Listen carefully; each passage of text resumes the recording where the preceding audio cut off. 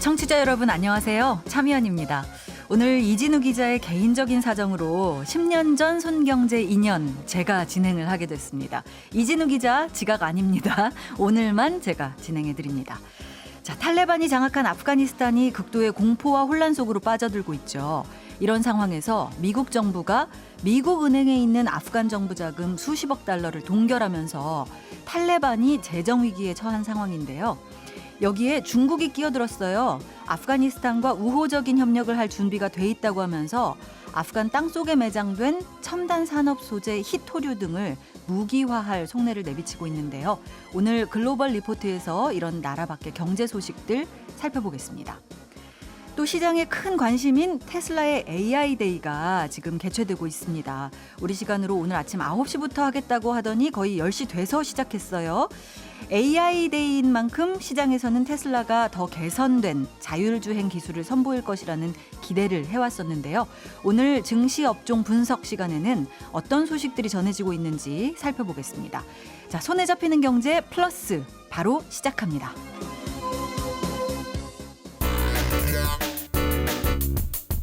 오늘 왜 이래요? 자, 오늘 주식시장 시황부터 살펴보겠습니다.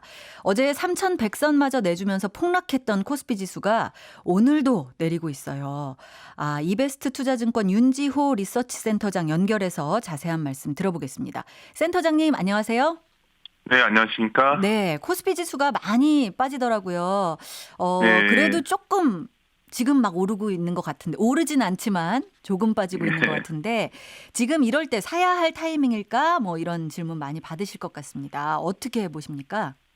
일단 지금은 어디서 사냐 이 고민보다는 네. 너무 만약에 주식을 좀 빚을 내서 사신 규모가 크신 분들은 좀 리스크를 좀 줄여야 되는 시기 아닐까 보고 있고요. 네. 오히려 좀 반등이 나오면 좀 줄여야 된다 그런 위험을 네. 보고 있습니다. 그렇게 보는 거는 지금 저점이 어디냐 이런 식의 접근이 유용하지 않고요. 네. 지금은 돈을 쉽게 벌 수 있는 시장인가가 중요한데 지금 모멘텀의 감속기예요. 정책 모멘텀도 감속하고 이익 모멘텀도 감속하고 네. 그렇기 때문에 이런 감속기에는 죄송합니다. 이렇게 돈을 쉽게 벌기 어렵고요. 결론적으로 말씀드리면 아직도 좀 더 시간 조정도 필요하고 가격도 추가적으로 조정이 더 있을 수 있다고 보고 있기 때문에 좀 조심스럽다. 오히려 한 시간이 좀 지나서 9월 말 정도가 좀 지나면 나아지지 않을까 그 정도로 생각하고 있습니다. 네, 그렇군요. 돈을 쉽게 벌 수 있는 시기는 아니다 이렇게 말씀하신 거. 네. 작년 올 초 진짜 좋았잖아요. 네네. 그런데 이렇게 좀 쉽게 벌 수 있는 시기는 아니다 이렇게 말씀해 주시는 이유가 미국의 네. 테이퍼링 그러니까 뭐 양적 완화를 충격 없이 줄여가려는 이런 경향 뭐 이런 논의 때문입니까? 네.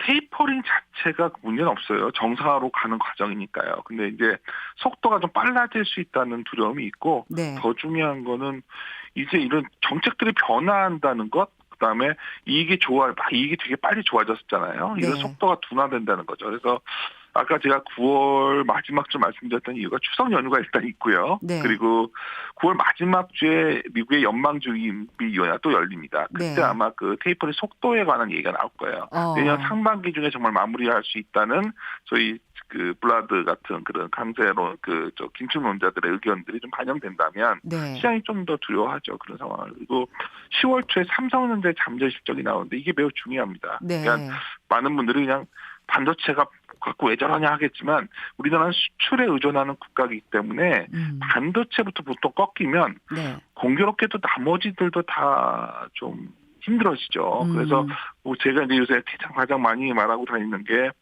반도체만의 문제가 아니라 반도체 먼저의 문제라는 표현을 쓰거든요. 반도체 먼저. 반대면 시작한 거 아니겠는가. 그래서 일단 그 시기적으로 기간적인 것도 매우 중요한데 그때 가야 뭔가 좀 가닥이 잡힐 것 같아요. 그래서 네. 그때까지는 아까 말씀드렸지만은 좀 리스크 관리에 전력하셔야 된다. 이렇게 말씀드리고 싶네요. 예. 네. 근데 이 테이퍼링 논의는 사실 무서워요. 속도가 빨라질 수 있다고도 지금 말씀해 주셨고 네. 상반기 중에 마무리될 거다 이렇게 네. 말씀해 주신 거는 사실 좀 투자하신 그렇죠. 분들 입장에서는 무서운 얘기거든요. 그렇죠. 그러니까 우리가 돈을 코로나라는 우리가 정말 처음 이런 겪다 보니까 돈을 급하게 풀었는데 네.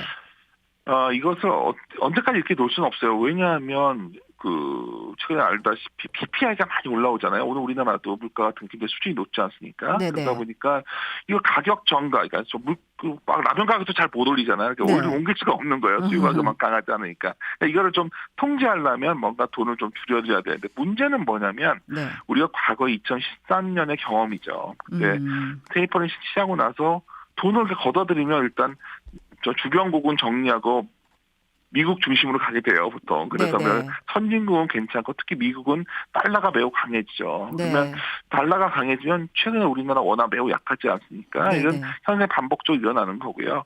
근데 이제 사실 제가 드리고 말씀 이게 아주 새로운 건 아니에요. 네. 저번에 윌러라는 정말 QE를 설계하셨던 연준 이사가 있는데 이미 이런 얘기를 했었고요. 네. 다만 그래서 저는 내년 말까지 테이퍼링 한다는 생각들이 강했는데 네. 하여튼 뭐 좀 빨리 하더라도 이거 빨리 좀 불확실성을 제거해줘. 그러니까 일정이 나와야 되는데 그렇죠. 이게 계속 일정이 안 나오고 서로 이제 이럴 거다 저럴 거다 이런 건 보통 불확실성이라는 표현을 쓰는데 네. 금융시장이 이런 거 매우 싫어하거든요. 그래서 네. 이러한 것이 좀 정리가 돼야 되지 않나. 그리고 재밌는 얘기 하나 드리면 또 하필이면 또 이럴 때 볼커 파웰이 네. 저번에 타운홀 미팅을 했어요. 네. 학생들 교사 대상으로. 네. 그래서 이분이 이제 책을 하나 추천해달라고 학생이 그랬더니 뜬금없이 볼커의 책을 추천했어요. 볼커란 네. 분이 어떤 분이냐면 우리가 2000년 과거에 레이건 때 금리를 막 올려가지고 긴축론자의 대표적인 분이거든요. 근데 네. 이 책을 선물하니까 사람들은 야 이거 좀 뭔가 빨라지는 거 아니야? 뭐 이러면서 사인 주고 싶은 거 아니야? 뭐 이런 거. 이거 괜히 확대 해석도 하는 겁니다. 그런 해석을 꼭 할 수는 없는 건데 네. 그런 얘기가 나올 정도로 시장은 이러한 가능성, 돈을 줄여간다는 가능성에 상당히 긴장하고 있다. 이렇게 요약할 수 있겠네요. 그렇군요. 그런데 우리나라 추석 연휴 말씀을 지금 해주셨거든요. 네, 지금까지 네. 얘기는 미국에서 뭔가 양적 완화를 줄이려는 거 아니냐 이런 느낌 때문에 우리나라 주식시장이 안 좋을지도 모르겠다 이렇게 얘기를 하신 건데 추석 연휴는 무슨 얘기입니까? 추석 연휴라는 게 이게 보통 과거에 추석 연휴 며칠 있으면 며칠 그 전주에 좀 자금을 현금을 마련해 두는 경향도 있고 네네네. 국내 얘기를 말씀하셨으니까 어떻게 보면 다음 주에 굉장히 중요한 일정이 하나 있죠. 네. 바로 한국은행 금통위가 열립니다. 화요일 날. 네. 근데 아시다시피 오늘 우리 거리두기도 4단계 유지하고 있고 네. 그리고 가계부채 문제가 굉장히 경기감을 피력해 왔어요. 한국은행에서. 맞아요. 그래서 이번에 올릴 수가 있는데 문제는 이런 거예요. 그러니까 지난 6월에 은행들의 가계 신용대출 가중평균 금리가 3.75였거든요. 네. 그러면 여기서 금리 이제 요번에 올려버리면 두세 차례 올린다는 얘기예요. 이렇게 되면 이론적으로 4%대 중반 가는 거고요. 네. 근데 문제는 지금 은행들 보면 5, 6등급 있잖아요. 그래도 은행에 돈을 빌릴 수 있지만 네. 그런 중저신용 차주 금리가 어떤 은행은 7%가 있고요. 평균이 5.7이에요. 굉장히 네. 생각보다 높다는 반응 안 오셨는데 네네. 막 이렇게 되면 거의 8, 9% 가는 거거든요. 다음 주를 봐야겠군요. 그래서 이게 이제 중요한 일정으로 한번 체크하셔야 된다 이렇게 강조하고 싶습니다. 알겠습니다. 주식시장 분위기 살펴봤습니다. 이베스트 투자증권 윤지호 리서치센터장이었습니다. 고맙습니다. 네, 안녕히 계십시오. 네, 놓치기 쉬운 나라 밖 경제 소식 확 잡아드리는 글로벌 리포트 시간입니다. 해당 경제연구소 어예진 소장님 나오셨어요. 어서 오세요. 안녕하세요. 반갑습니다. 네. 자, 이번 주에 아프가니스탄 이야기가 연일 국제뉴스 부분을 가득 채우고 있습니다. 네. 뭐 여러 가지 문제들 계속 나오고 있지만 탈레반이 점령한 아프간의 경제적 상황 우리는 살펴봐야겠죠. 맞습니다. 지금 이 아프가니스탄이 처한 경제 상황이 상당히 위태롭다고요? 맞습니다. 현재 지금 심각한 달러 부족 현상 그리고 높은 인플레이션 나타나고 있습니다. 네. 식량 가격이나 자본 통제가 더 높아질 가능성이 있는데요. 네. 이런 상황은 아프가니스탄 국민들이 해외로 이민을 계속 떠나도록 야기하는 그런 부분입니다. 네. 지금 많은 사람들이 은행에 가서 서로 자기 돈 인출하려고 하고 있는데 아마 이게 점점 더 쉽지 않아질 겁니다. 네. 탈레반이 점령하기 전에 아프간 경제 상황에 대해서 잠깐 좀 설명을 드리자면 매우 외부 의존적인 경제다 이렇게 볼 수 있거든요. 네. 다른 국가들의 원조로 형성된 경제라고 해도 무방할 정도인데 이게 작년 기준으로 GDP의 한 43% 정도가 해외 원조로 이루어졌습니다. 네. 세계은행에 따르면 아프간 공공지출의 75%가 보조금으로 이루어지는데 뭐 군사 지출로 버는 돈은 크지만 정작 무역 수준 또 적자고요. 네.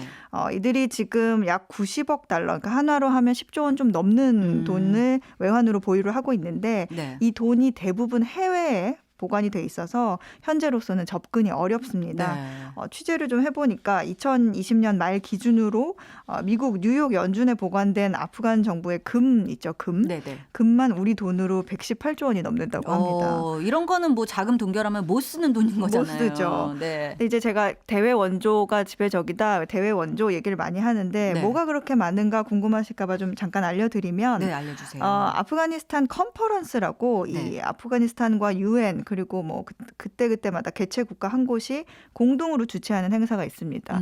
이게 뭐 2년에 한 번, 4년에 한 번 이렇게 열리는데 네. 이 국제사회가 아프간을 지속적으로 지원하겠다는 약속도 하고 뭐 아프간의 평화를 요구하는 선언문도 채택하고 이러려고 만든 거예요. 네. 작년에 열렸거든요. 네. 근데 이게 이때 뭐 기부 국가들이 향후 얼마 동안 얼마를 기부하겠다 이런 약속을 하는데 작년에는 70개 국가와 30여 개 국제 기구가 참여를 했는데 주기적으로 이 적지 않은 돈을 기부합니다. 네네. 근데 사실 그 기부 국가들의 속내를 좀 살펴보면 네.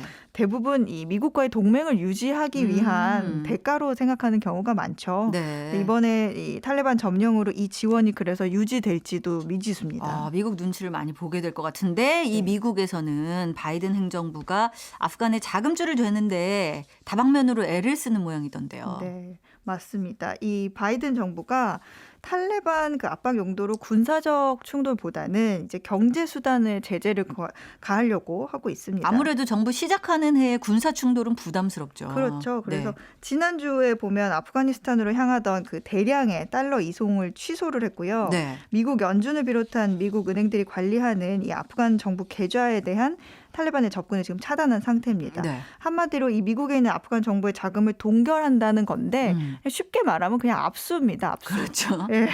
이렇게 은행 계좌를 이용 못하게 거래를 막으면 당장 현금을 찾을 곳이 없잖아요. 그러니까 좀 찾아보니까 지금 현재 탈레반이 접근할 수 있는 자금은 아프간 외환 보유량의 약 0.1%에 달합니다. 1000분의 1. 210억 원 수준 정도가 될 건데요. 네. 이게 지금 해외가 아니라 지방 중앙은행 지점에 있는 뭐 달러나 현금이에요. 그러니까 이런 것들을 다 네. 꺼내서 쓰면 이 정도인데 앞으로 점차 돈이 부족해지면 지금 탈레반이 할 수 있는 거는 뭐 물물 교환이나 자급자족밖에 없거든요. 근데 자급자족이라고 한다면은 양귀비를 키워서 아편을 만들어서 판다던가 네. 이런 방식입니다.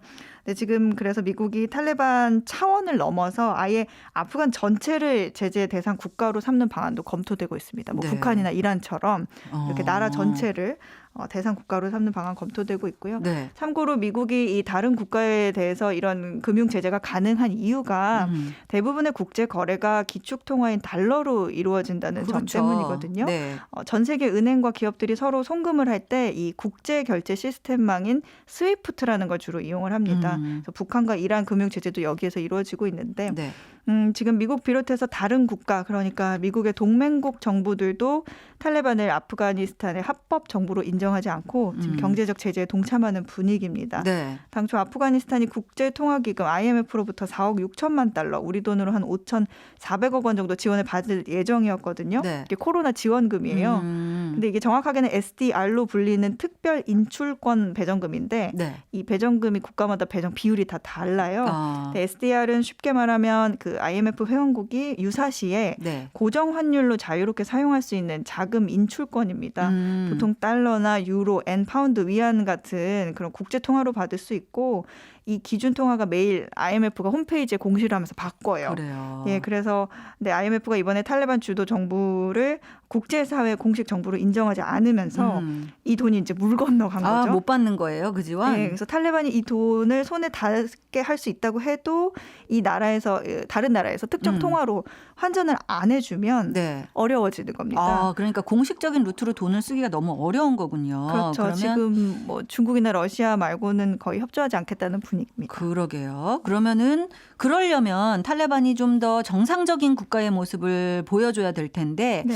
그러려고 좀 노력하는 것 같은데요. 맞습니다. 얼마 전에 탈레반이 기자회견에서 이슬람법의 틀 안에서 여성의 권리를 존중하고 누구에게도 복수하지 않겠다.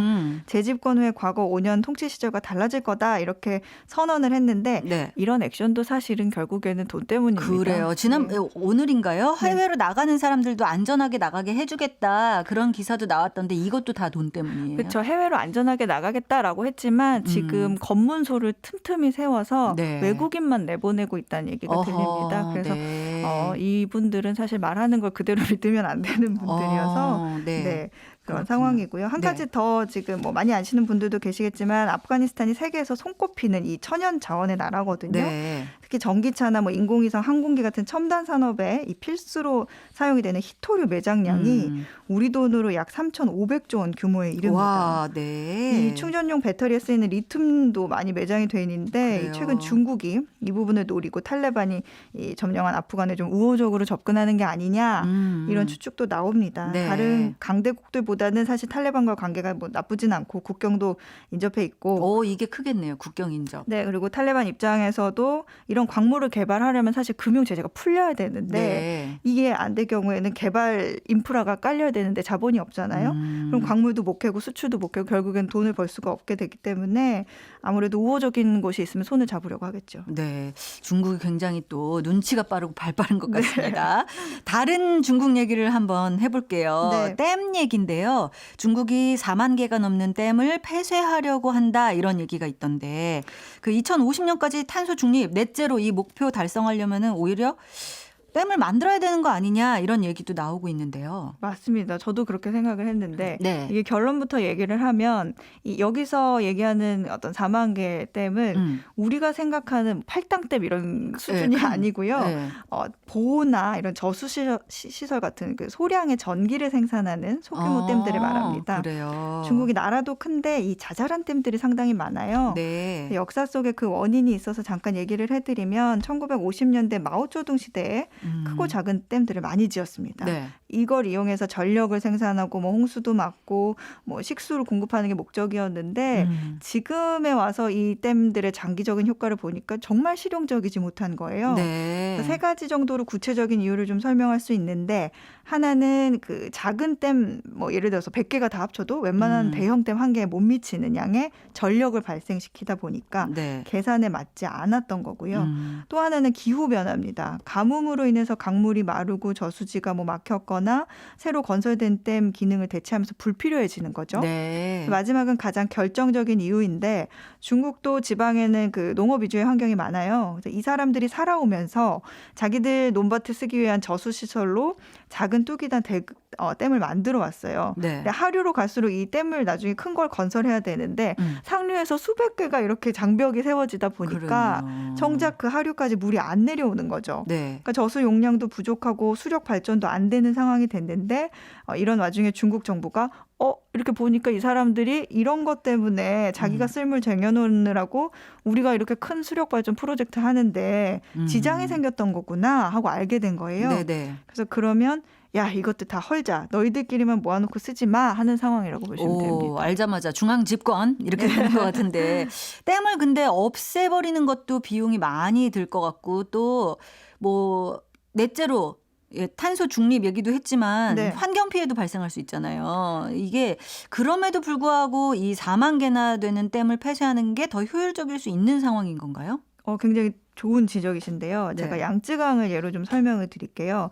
그 좀 전에 말씀드린 마오쩌둥 시대인 1950년대부터 불과 몇 년 전인 2017년 말은 그야말로 광란의 댐 건설 시기였습니다. 그래요. 예, 중국에서 가장 긴 강이 양쯔강인데 이 양쯔강은 쭉 따라가는 곳에 한 10개 정도의 성이 있고 강 줄기 구비구비마다 한 2만 4천여 개의 수력 발전소가 분포가 돼 있습니다. 규모가 남달라요. 네, 그런데 이 중에 930개는 아무런 환경 평가가 없이 건설됐다고 합니다. 네. 이러다 보니까 오래된 많은 댐들이 특히 뭐 여름철에 홍수 야기하거나 재해 문제 많이 발생하는데요. 네. 중국 수자원부에 따르면 1951년에서 2011년 사이에 3,500개가 넘는 저수지가 터졌다고 합니다. 그러니까 이 환경 훼손에 대한 비난도 많이 받고요. 튼튼하게 지어지지 않을 때면 언제라도 무너질 수 있기 때문에 어떤 이런 저수지들이 강의 흐름도 바꿀 수 있고 뭐 생태 서식지를 뭐 잠기게 한다든지 네. 아니면 물고기들의 이동과 산란을 방해한다 이런 비판을 받고 있습니다. 근데 뭔가 이상한 게 댐들은 또 없애는 와중에 또 새롭게 짓는 댐들도 많다면서요. 이게 맞아요. 무슨 아이러니인가 싶어요. 이게 중국이 올해 공산당 100주년을 맞아서 대규모 수력 발전 프로젝트, 그러니까 댐 건설을 진행하고 있습니다. 네. 그래서 소규모 기업 개발은 중단을 하거나 좀 철거해 주기를 바라는 상황이거든요. 중국 지역 중에 한 곳이 어떤 수력 발전소 철거에 동의한 회사에게 돈을 지불하기도 하고요. 아니면은 돈이 없으니까 수력 발전 터빈만 제거하고 대문 그냥 덩그러니 남아 있는 경우도 있고, 네. 아예 뭐 지방 같은 경우에는 아예 나라에서 너희가 허락도 없이 여태까지 보나댐 만들어 왔으니까 저기 저 청년 회장 사람들 좀 모아서 이거 좀 정리 좀 하세요. 원상복귀 네. 해요. 그러면 네 하고 다음날 사람들이 삽들고 우르르 모여서 오. 그냥 원상복귀를 하기도 한다고 합니다. 말 잘 들어요. 크게 키워서 관리를 하겠다 뭐 이런 네네. 것 같습니다. 마지막으로 한 가지 간단하게 더 네. 살펴보죠. 우리가 미국에 구인난이 심각한다는 얘기는 자주 들어서 알고 있는데 네.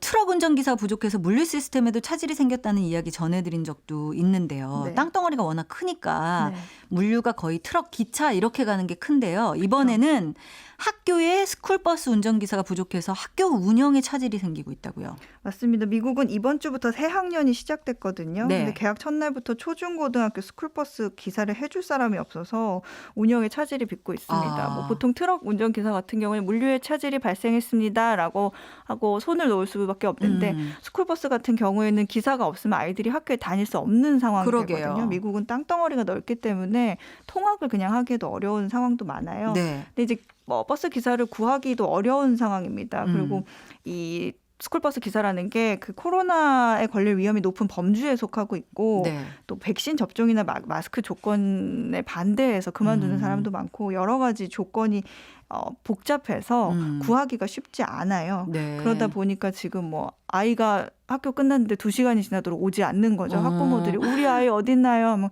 걸어가고 있습니다. 뭐 어머머머. 이런 경우도 있어서 너무 심하네요. 그러면 돈 많이 준다고 구할 수도 없을 것 같은데 그리고 스쿨버스 기사 같으면은 또 조건도 막 봐야 될 거 아니에요. 어떻게 해결해요? 조건이 굉장히 스쿨버스 시험 실격 기준만 100여 개가 넘어요. 네. 그래서 지금 뭐 이거를 대책을 하려고 유인을 하려고 오히려 뭐 취업 시에 우리 기사로 와주면 300만 원의 계약 보너스를 주겠다 아니면 뭐 100만 원의 보너스를 주겠다라고 하는 곳도 있고 아예 학부모들에게 더 개런티를 주는 거죠. 그러니까 우리 학교 등하원을 직접 해주시는 학부모에게는 아이 한 명당 $700를 드리겠다. 아, 다른 아이를 데려다주는 학부모에게 뭐 보조금 그러기도 같은 하고 것들을 자기 아이를 데려다 주기도 하면 각자 통학을 해달라. 직접 통학하면은 돈을 더 주겠다 부모님한테. 네, 이게 주마다 학교마다 다 다른데 그런 경우도 있습니다. 그렇군요. 오히려. 알겠습니다. 잘 들었습니다. 해담경제연구소 어예진 소장님과 함께했습니다. 고맙습니다. 감사합니다.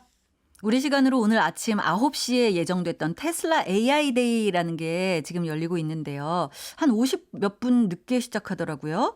여기서 공개될 신기술에 사람들 관심이 쏠려 있었습니다. 오늘 증시 업종 분석 시간에는 이 소식과 함께 최근에 전기차 자율주행 동향까지 살펴보겠습니다. 한국투자증권 박재영 차장님 오셨습니다. 어서 오세요. 네, 안녕하십니까? 네, 테슬라 AI 데이 지금 진행 중인 거죠? 네, 지금 진행 중이더라고요. 네. 왜 이렇게 늦게 시작했어요? 글쎄요. 머스크가 늦잠을 잤는지 한 4, 50분 정도 늦게 시작을 했는데 네. 5시 그거는 거기서 5시에 시작한다 그랬는데 어떻게 늦잠을 5시까지 낮잠을 잤을 수도 있고 뭐 그런데 제가 일단은 본 결과로는 네. 1시간 정도, 1시간 반 정도 10시까지 보고 왔는데 네. 지켜본 결과로 11시까지 지켜봤는데 네네. 본 결과로는 굉장히 어렵다. 이게 처음에 예상이 됐었던 게 이 테슬라 AI 데이라는 게 네. 테슬라에서 연례 행사 우리가 이런 기술력을 가지고 있어. 막 이런 이제 IR적인 성격이었거든요. 네네네. IR적인 성격이었는데 이번에는 뭐 자료들을 보니까 리크루팅. 우리가 지금 AI라는 그러니까 자율주행과 관련된 AI를 개발하고 있는데 네. 우리랑 함께할 사람 이렇게 비전을 주는 그런 성격이 될 것이다라고 예측을 했었어요. 네네. 그래서 근데 막 설명해 줘요. 맞습니다. 예전에 이제 일론 머스크가 나와서 자율주행이 뭐다, 배터리 어떻게 할 거다 이렇게 네. 약간 좀 쉬운 내용들이 나왔는데 네네. 이번에는 기술 책임자가 나와서 이 기술적인 이야기를 뭐 1시간 내내 했습니다. 네네. 뭐 이게 퓨어 비전이 어떻고 카메라를 뭐 1개 썼을 때 어떻고 8개 썼을 때 이런 이야기를 하다 보니까 네. 일단 이 공학과를 나오지 않은 사람들은 이제 이해하기 어려운 내용들로 굉장히 가득 차 있었거든요. 네. 그런데 그 내용들이 어렵긴 하지만 그 내용들 전반적인 맥락을 보면 우린 카메라로 음. 자율주행을 할 수 있다. 맞아요. 네, 그런 이야기를 지금 좀 하고 있는 것 같습니다. 네. 뭐 이런 얘기 좀 그렇지만 저는 이 테슬라에 관심이 아주 많아서 네, 지금 타고 있거든요. 그래서 이 자율주행을 쓰고 있는데 네. 사실 상당히 어떤 분들은 전기차 좋아? 이렇게 물어보는데 테슬라의 이 뭔가 코어는 자율주행이 아닌가 하는 생각이 맞습니다. 들었었고요. 그래서 네. 이 AI 데이라는 걸 한다고 얘기를 들었을 때 굉장히 궁금했거든요. 그리고 이 AI 데이를 한다고 얘기가 나왔을 때 우리나라 로봇공학자 데니스 홍 교수님이 네.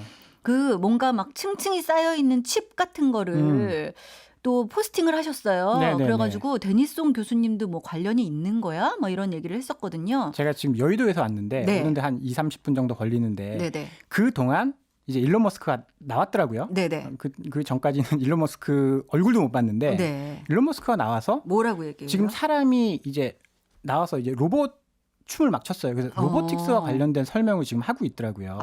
그래서 시장에서는 자율주행차 다음으로는 네. 이제 테슬라가 어차피 뭐 자동차나 로봇이나 기계 계열은 비슷하지 않습니까? 그래서 이 로보틱스와 관련된 이야기를 할 것이다라고 네. 전망을 많이 했었거든요. 네. 그 전망대로 지금 로보틱스와 관련된 지금 설명을 하고 있는. 그럼 데니송 교수님이 여기 뭔가를 굉장히 많이 하셨나 보네요. 그것까지는 제가 조사를 못했고요. 네네. 네. 근데 작년 생각나요? 작년에 네네. 배터리데이 한다 그래가지고 막 우리나라의 그 2차 전지들 만드는 회사들 막 네. 증시에서도 막 가격 이렇게 되고 막 그랬었잖아요. 배터리데이 하기 전에는 가격이 굉장히 좋았다가요. 네. 배터리 하고 나서 주가가 실망 떨어졌어요. 막 이렇게 네. 됐었잖아요. 왜냐하면 이제 테슬라 측에서 배터리 내재화하겠다. 네. 우리가 직접 만들 거야. 이런 이야기하면서 이제 하락을 했는데 네. 이게 그래서 테슬라의 이런 뭐 배터리데이라든지 AI데이가 소문난 잔치다. 주식시장에서는 네. 이제 기대감을 줄 때는 주가가 올라가다가 하고 나면 이제 떨어질 것이다. 이렇게 생각하시는 분들도 많았는데 네. 이 배터리데이라든지 AI데이가 왜 중요하냐면 작년에 배터리데이 이후에 많은 글로벌 자동차 업체들이 다 배터리 내재화하겠다. 네. 이런 발표를 했거든요. 그랬죠. 이게 무슨 얘기냐면 테슬라가 이제 전기차에 가장 앞서 있다 보니까 테슬라가 하면 다른 쪽도 따라합니다. 네. 그러니까 테슬라의 발표가 곧 표준이 될 가능성이 있다라는 거죠. 네. 그렇게 되면 지금 많은 논란들이 있어요. 테슬라와 관련된 기술이라든지 네. 이런 것들에 논란들이 있는데 이번 AI데이에서 많이 종식시켜줄 가능성이 있다. 그러면 테슬라가 하는 쪽으로 시장 방향은 틀어질 가능성이 있기 때문에 이게 네. 좀 주목을 해봐야 되는 그런 뉴스입니다. 그렇군요. 이 자율주행 얘기가 나오니까 네. 사실 이 자율주행 데이 아니고 AI 데이는 왜 AI 데이로 붙였을까 뭐 이런 생각도 들고요. 네네. 또 자율주행을 이 테슬라에서는 여태까지는 뭐 라이다라는 기술 이렇게 네. 반사돼 가지고 나오는 걸 보고서 네. 이제 인식한다 뭐 네네. 이런 얘기도 하고 레이더를 또 쓰겠다 레이저를 쓰겠다 네. 뭐 이런 얘기도 있었는데 테슬라에서 안 그럴 거야 우리는 눈으로 보는 거 사람이 눈으로 보면서 운전하듯이 테슬라도 그렇게 해가지고 할 거야 비전으로만 할 거야 네. 이런 얘기를 계속 해왔었잖아요. 맞습니다. 정확한데요. 네. 이제 테슬라 진영은 카메라와 레이더를 가지고 이제 하고 반대편 진영이 있어요. 라이다라는 기술이 있습니다. 네네. 레이더의 이제 빛, 라이트를 이제 합성한 말인데요. 네네. 이렇게 되면 굉장히 정밀하게 주변을 이제 묘사할 수 있어요. 그렇죠. 빛이 들어가니까 3D로. 네. 그런데 단점이 있습니다. 라이다가 엄청 비싸요. 뭐 400만 원, 500만 원 뭐 이렇게 하니까 이게 몇 개만 들어가도 뭐 차값의 절반이 돼 버리거든요. 네. 여기다가 굉장히 많은 정보를 처리를 해야 돼요. 네. 3D로 처리를 해야 되니까. 그럼 거기에 들어가는 뭐 칩 같은 것들도 굉장히 많이 필요해서 복잡하게 됩니다. 네. 그래서 일론 머스크는 라이다는 필요 없다.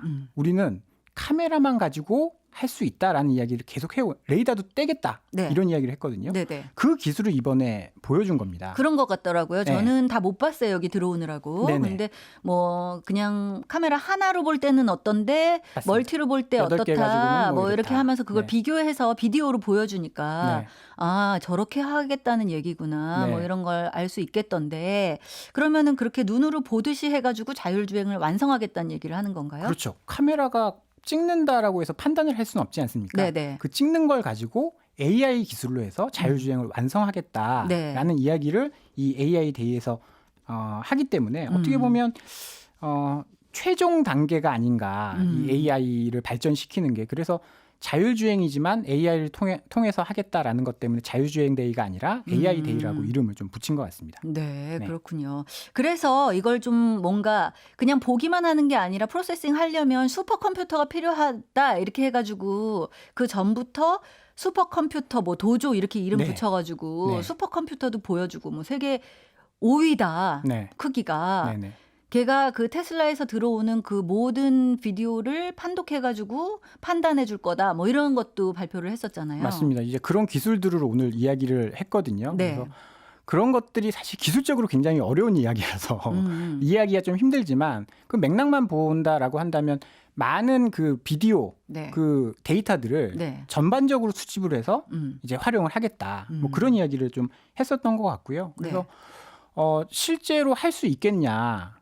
카메라만 가지고 어떻게 차를 움직여? 레이더라는 게 이제 앞에 물체가 뭐가 있는지 레이더가 이제 해줘야 되는데 그런 것 없이도 AR을 통해서 할 수 있게 만든 뭐 오늘 그 기술 발표였지 않나 네, 그런 네. 생각이 좀 들고요. 네. 이렇게 되면 라이다 쪽 진영에서는 어떻게 또 반응을 할지 그게 굉장히 좀 궁금해요. 가격이 많이 낮아졌다 하더라도 굉장히 비싸거든요. 네네. 어렵죠. 프로세싱 하는데도 어렵고. 네네. 그래서 아까도 그 발표하시는 기술 전문가께서 네, 이게 말하기는 쉬운 거지만 실행하기는 어렵다. 자기가 해놓고서도 막 그런 얘기를 하더라고요. 네 맞습니다. 그럴 만큼 이 자율주행이라는 게 어렵기도 하지만 지금으로서는 뭔가 할 수 있는 것들을 보여주는 것 같은데요. 네.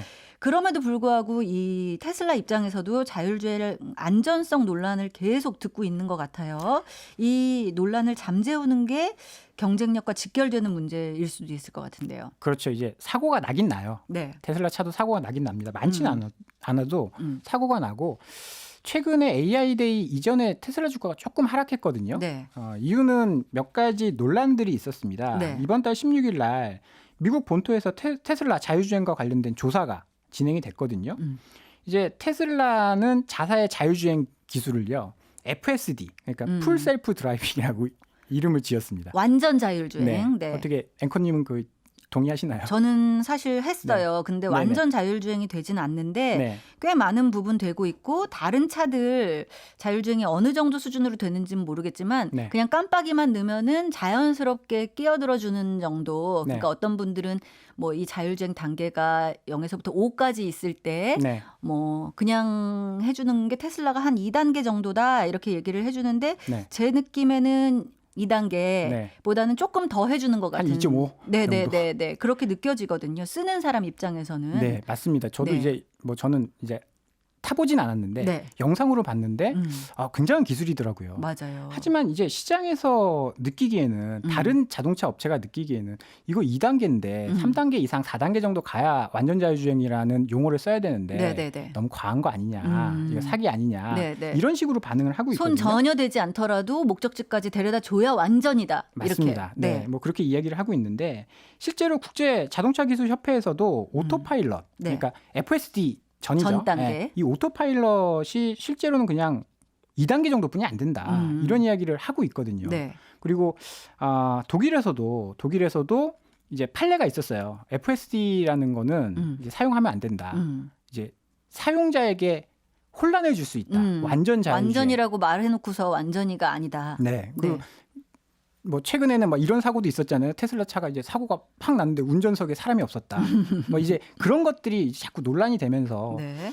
소비자들의 이제 혼란을 줄 수 있다. 이런 문제들이 좀 나타나서 지금 네. 조사를 하고 있는 단계입니다. 그래서 그런 것들 때문에 주가가 조금 떨어졌고요. 네네. FSD 용어가 이제 허위 과장 광고라는 판단을 독일에서 좀 내렸기 때문에 미국에서 어떻게 될지 네. 뭐 그런 부분들도 주가에는 좀 악영향을 미친 요인이었다라고 봐야 될 것 같습니다. 그러니까요. 이 테슬라 얘기는 그냥 자동차 얘기도 되지만 사용하는 입장에서는 뭔가 이 생태계 전기차 생태계를 만들어주고 있다 이런 느낌이 좀 들거든요. 맞습니다. 근데 업체들 입장에서 생각하기에 또 하나의 어려움은 전기차 시장에서 경쟁이 갈수록 심화되고 있다는 건데 왜냐하면 제조사마다 요즘에는 전기차를 출시하잖아요. 다 만들고 환경적인 있죠. 네. 문제로. 네. 네. 지금 국내에서도 엄청난 인기를 끌고 있어요. 전기차들이. 네. 테슬라뿐만이 아니라 네네. 현대차도 올해 아이오닉 5, 예쁘더라고요. 네. 네. EV6 기아의 EV6 네네. 이런 것들이 예상치 못한 인기를 끌고 있습니다. 네. 이제 출시하고 올해 한 16만 대 정도 만들려고 16,000대 정도 만들려고 했었는데 네. 사전량만 3만 대를 넘어가는 우와. 그런 실정입니다. 그래서 네. 한참 기다려야 되는데요. 우리나라뿐만이 아니라 뭐 중국은 말할 것도 없죠. 전기차가 이제 가장 빠르게 성장하는 국가고 뭐 미국 다른 글로벌 메이커들도 전기차를 만들고 있어서 네. 이 테슬라랑 경쟁을 하고 있습니다. 특히 사실 자율주행은 게임이 안 돼요. 네. 자율주행은 게임이 안 되지만 이 회사들이 오랫동안 차를 만들어 왔기 때문에 내장이라든지 뭐 테슬라가 가지고 있는 뭐 단차 문제 네. 이런 거에 대해서는 뭐 디자인이라든지 굉장히 빨리 따라가고 있거든요. 네. 그리고 배터리 기술 같은 경우에는 테슬라가 직접 만드는 게 아니라 다른 업체에서 만들어서 조달받는 거잖아요. 네, 네. 이런 부분들은 굉장히 빠르게 쫓아가고 있어서 네. 경쟁이 좀 심해지고 있고 최근에 또 이런 뉴스가 있었어요. 이제 어떻게 보면 테슬라의 가장 큰 경쟁자는 뭐 GM이나 벤츠나 현대가 아니라 애플이다. 네, 네. 이런 이야기가 올 초에 있었거든요. 그러니까 차가 더 이상은 차가 아니라 전자제품처럼 느껴지는 거죠. 네. 그래서 올 초에 애플카가 출시가 된다라고 하면서 뭐 국내에서도 자동차 업체라든지 LG전자 들썩들썩했죠. 난리가 났었는데 네. 지난주에 애플에서 실무진이 한국을 방문했다. 네. 이런 뉴스가 있었어요. 그래서 SK그룹이랑 자동차 부품 업체들 미팅을 가졌다라는 뉴스가 있었는데 네. 사실 애플이 자동차를 만든다라고 한다면 뭐 국내에도 애플 좋아하시는 분들 엄청 많잖아요. 네. 그리고 애플도 이런 소프트웨어 기술 이런 쪽은 둘째가라면 서로 하는 자기네들 M1 칩이라고 자기네들 이제 CPU도 만들지 않습니까? 네, 네. 그래서 어떻게 보면 자율주행이 소프트웨어 경쟁이다라고 한다면 애플이라는 회사가 테슬라의 가장 큰 적수가 될 수도 있지 않을까 이런 생각을 하시는 분도 있거든요. 네네. 그래서 이런 이슈들도 최근에 좀 있는 그런 상황입니다. 뭐 스마트폰이 바꾼 세상을 우리가 경험했으니까 그렇죠. 좀 그런 관심들이 가는 것 같아요. 사실 뭐 시장 경쟁이 치열해지고 선택의 폭이 다양해지면 소비자 입장에선 반길 만한 일일 것 같은데 얘기할 게 너무 많지만 네. AI 데이 이후에 그러면은 증시에 어떤 영향이 있을까? 요거 간단히 짚어주시죠. 네, 지금 AI 데이를 봤을 때는 정말 카메라로 가능할 것 같구나라는 네. 생각이 좀 들어요. 네네. 그러면 기존까지는 자율주행하면 라이다와 관련된 종목들 주가도 괜찮았는데 네. 카메라와 관련된 종목들이 좀 좋을 가능성이 있어요. 작년에는 이제 배터리 데이 때 배터리 업종들이 좋았고 네. 이번에는 뭐 차에 카메라가 많이 들어가게 되겠다라고 한다면 우리나라가 카메라 기술은 굉장히 좋거든요. 네. 스마트폰 때문에. 네네. 그래서 그런 업종의 수혜를 좀 예상을 해봐도 좋을 것 같습니다. 배터리 카메라 업계 얘기까지 네, 들어보겠습니다. 자, 한국투자증권 박재영 차장님이었습니다. 고맙습니다. 감사합니다. 네, 기술 덕후인 제 관심사라 더 즐겁게 방송했습니다. 여러분 편안한 주말 보내시고요. 월요일에는 이진우 기자가 다시 찾아옵니다. 오늘 저는 참여연이었습니다. 고맙습니다.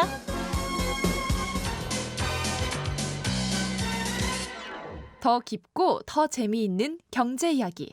이진우의 손에 잡히는 경제 플러스.